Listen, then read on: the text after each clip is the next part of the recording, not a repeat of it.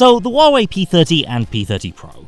You could be forgiven for thinking that these, like the Galaxy S10 and S10 Plus, are basically the same phone in two different sizes, but that's really not quite the case. In addition to being cheaper, the smaller P30 changes things up a little, omitting some of the Pro's fancier features in addition to coming in a more compact body. To start with, let's focus on the screens. They're both extra tall 19.5x9 panels, but the P30 Pro uses a curved OLED compared to the P30's flat display, and that phone has a smaller 6.1-inch diagonal compared to the Pro's 6.47 inches. The P30 feels a bit more like a regular phone, whereas the P30 Pro really is a bit lanky, and reaching up the top of the screen can be a little bit problematic. Both use the same dewdrop-shaped notch at the top of their displays, however you'll notice the slightly thicker bezels on the smaller P30, as well as the presence of a traditional earpiece up top. On the P30 Pro, there's a new audio system that vibrates the display itself to generate sound for calls. Speaking of audio, the standard P30 is the only model to have a 3.5mm headphone jack. That means it's Bluetooth or USB-C audio only in the larger model, unless you want to bring your own dongle, since there's none included in the box this time. The number crunching at the heart of both P30s remains the same though. It's Huawei's Kirin 980 processor, the same as we saw in the Mate 20 series last year, a proven chipset. The storage and RAM configurations are somewhat different though. The P30 starts with 6GB of RAM and 128GB of storage, whereas with the Pro it's 8 plus 128.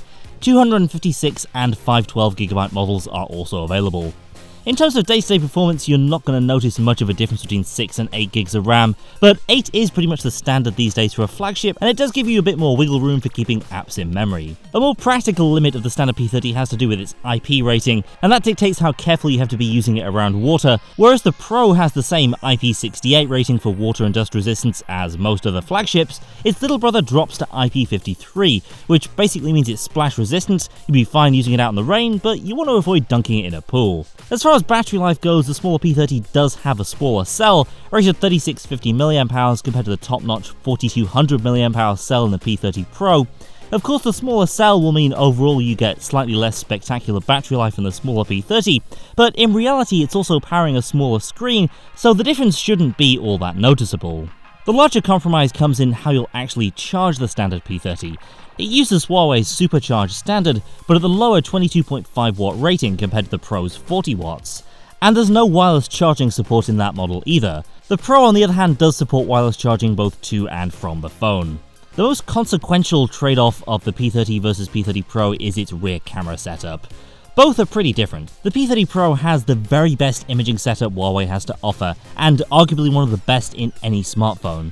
You get a new Huawei Super Sensing sensor at 40 megapixels behind an f1.6 lens with optical image stabilization. You get the proven wide-angle camera from the Mate 20 as well, 16 megapixels at f2.2, and you get an impressive new 5x telephoto camera using Huawei's fancy new periscope zoom technology. Plus there's also an extra time-of-flight camera used for improved depth detection. With the standard P30, the camera setup is a weird hybrid of the P30 Pro and the Mate 20 Pro. You still get that impressive wide-angle shooter, you still get the Super Sensing sensor, though without OIS and with only an f1.8 lens. That means low-light performance falls somewhere between the Mate 20 Pro and the P30 Pro. Not the very best, but still excellent overall. Meanwhile, there's the same 3x telephoto camera we saw in the P20 Pro and Mate 20 Pro, still an impressive level of zoom, but not quite the 5x of the P30 Pro. And both models share the same 32 megapixel selfie camera as well, which I've found actually performs really well across the board. So the standard P30 has the essence of what makes the Pro special. It's also priced within striking distance of the Galaxy S10e, and for the money is very competitive with that phone. You get more camera options, a really impressive telephoto, and a much bigger battery. Small phone fans or more price-conscious flagship buyers should definitely give this one a look. On the other hand, the P30 Pro remains the do-everything flagship, with the very best of everything at Huawei's disposal in early 2019. It's certainly not cheap, but it comes with real tangible benefits over the P30, and in my opinion, a sharper design to boot.